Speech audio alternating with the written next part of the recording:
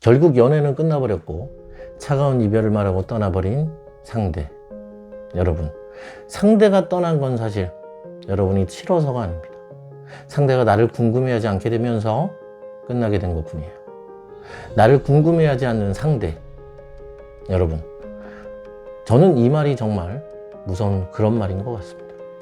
한때는 나를 보고 웃던 그 사람, 연락이 오면 심장이 뛰던 그 사람, 근데 이제는 나에게서 설렘을 느끼지 못하는 그 순간, 관계는 결국 소리 없이 죽어버립니다.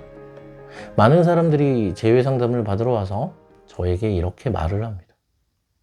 별리님, 제가 어떻게 해야 다시 연락이 올까요? 연락을 끊으면 혹시 상대가 궁금해하지는 않을까요? 여러분, 연락을 그냥 끊기만 한다고 해서 상대가 여러분을 궁금해하는 건 절대 아닙니다. 물론 연락을 끊으면 잠깐은 궁금해하기는 해요. 하지만 그게 과연 오래 갈까요? 사람은 확신이 생기면 더 이상 궁금해하지 않습니다. 얘는 아직도 나를 좋아해. 내가 연락하면 분명 얘는 언제든 다시 만날 수 있을 거야. 상대방에게 이런 확신이 있는 한 상대는 여러분을 궁금해하지 않습니다. 그렇다면 과연 어떻게 해야 되는 걸까요? 상대가 궁금해야 되는 건 바로 여러분들의 감정입니다. 아직 나에게 마음이 남아있을까? 왜 나를 마주치면 웃는데 나한테 왜 연락을 안 하지? 나에게 친절은 하는데 왜 확신을 주지 않지? 이렇게 상대가 스스로 여러분들의 감정을 해석하게 만들어야 됩니다. 여러분들의 일상, 여러분들의 직업, 여러분들의 삶이 궁금한 게 아니에요. 상대는 바로 여러분들의 감정, 이 감정의 방향을 궁금해하게 그렇게 만들어야 되는 거예요. 여러분에게 연락을 하고 싶어지고, 보고 싶어지고, 그리고 다시 만나고 싶어지고, 바로 내 일상을 궁금해하는 게 아닌 내 감정을 궁금하게 만드는 거에 그 핵심이 있다라는 그런 얘기인 겁니다. 많은 분들께서 궁금해 하십니다. 그럼 어떻게 해야 상대가 내 감정을 궁금해하게 만들 수 있을까요? 답은 간단합니다. 내 감정을 상대에게 들키지 마세요. 감정을 들키는 순간 상대는 더 이상 여러분들의 감정을 해석하지 않습니다. 상대가 확신을 갖게 되면 편안해지고 그 편안해진 순간부터 여러분에게 관심을 잃습니다. 그래서 연애를 잘하는 사람들은요, 항상 애매합니다. 웃어주지만 확신을 주지 않고, 잘해주지만 고백하지 않고, 함께 있지만 마음은 읽히지 않고 보이지 않게 만듭니다. 그게 바로 상대의 마음속에 자리를 잡고 계속해서 나를 궁금해하게 만드는 기술입니다. 그리고 여러분, 재회의 핵심은 이겁니다. 상대가 연락을 해오게 만들고 싶다면 연락을 끊어서가 아니라 연락을 해도 내 감정이 상대에게 보이지 않게 만들어야 되는 거예요. 상대는 얘가 나를 좋아하나? 이렇게 궁금하게 만들어야 되는 거예요. 상대에게 연락이 와도 나야 뭐 잘 지내지? 너는 어때? 이렇게 짧게 대답하고 끝내셔야 돼요. 그래서 상대는 더 궁금해집니다. 얘가 나한테 관심이 없는 건가? 왜 나랑 연락을 하긴 하는데, 그리고 친절하긴 한데 감정 표현은 왜 안 하지? 이렇게 상대의 머릿속에 물음표를 만들고 여러분의 감정이 상대의 머릿속에 맴돌게 만드셔야 돼요. 그게 반복되면 상대는 어느 순간 질문을 던집니다. 넌 나한테 어떤 감정이니? 넌 나를 아직도 좋아하니? 상대에게 이 질문이 나오게 된다면 여러분은 이미 승기를 잡은 겁니다. 그때 바로 답하지 마세요. 글쎄, 난 잘 모르겠어. 이렇게 그냥 넘겨버리세요. 그러면 상대는 여러분에게 더 깊게 빠져들게 됩니다. 상대는 여러분들의 감정을 알기 위해 노력을 하게 됩니다. 그리고 이제는 상대의 마음속에서 잊혀질 수 없는 그런 사람이 됩니다. 그리고 중요한 건 이 과정에서 여러분들의 표정과 태도입니다. 상대를 대할 때 항상 따뜻한 표정, 웃는 얼굴, 부드러운 말투로 다가가세요. 하지만 감정 표현은 하지 않아야 됩니다. 상대가 여러분과 같이 있을 때는 편안해야 돼요. 그러나 돌아서면 궁금해야 됩니다. 저 사람은 나를 어떻게 생각할까? 저 미소는 과연 무슨 의미였을까? 이런 질문의 물음표가 상대의 머릿속에 떠나지 않도록 만들어야 됩니다.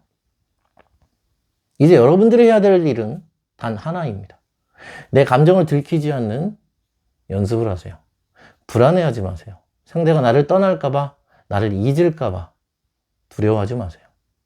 여러분이 두려워하는 그 순간 여러분의 감정은 상대에게 들킵니다.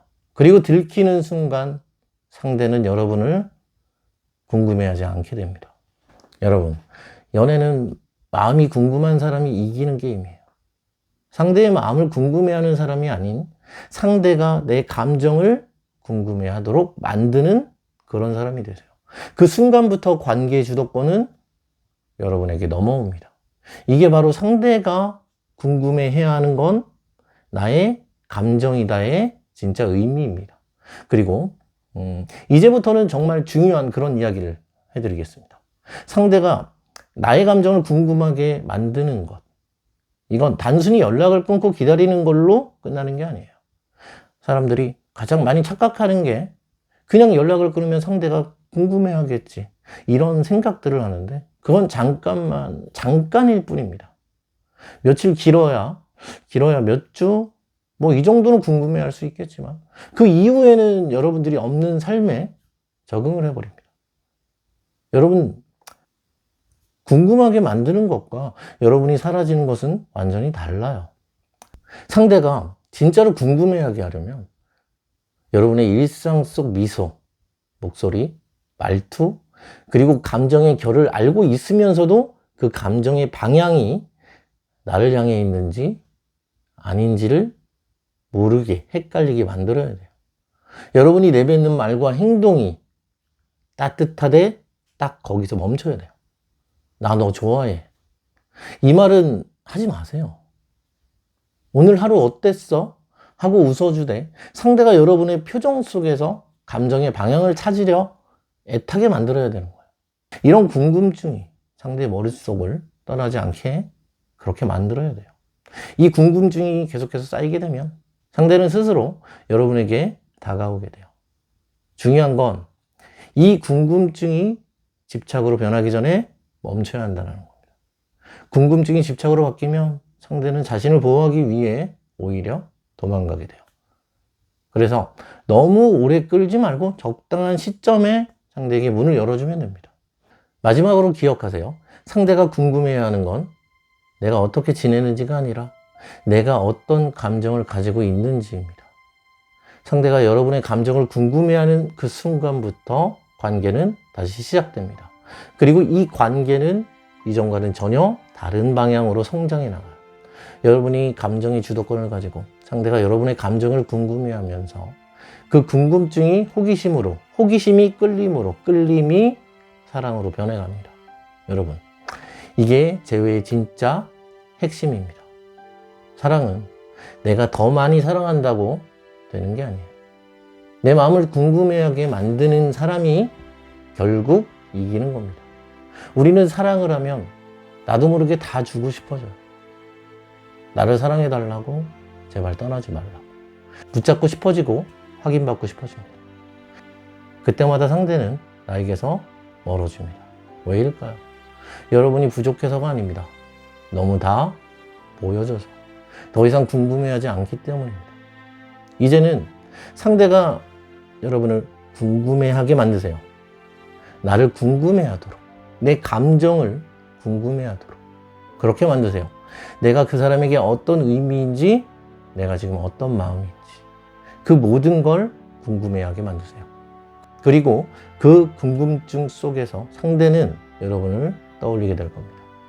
문득 자려고 눈을 감았다가 여러분들의 미소가 생각나서 가슴이 답답해지고, 문득 음악을 듣다가 여러분이 떠올라서 눈물이 고이고, 문득 거리를 걷다가 함께 웃던 순간이 떠올라서 그리움이 몰려올 겁니다.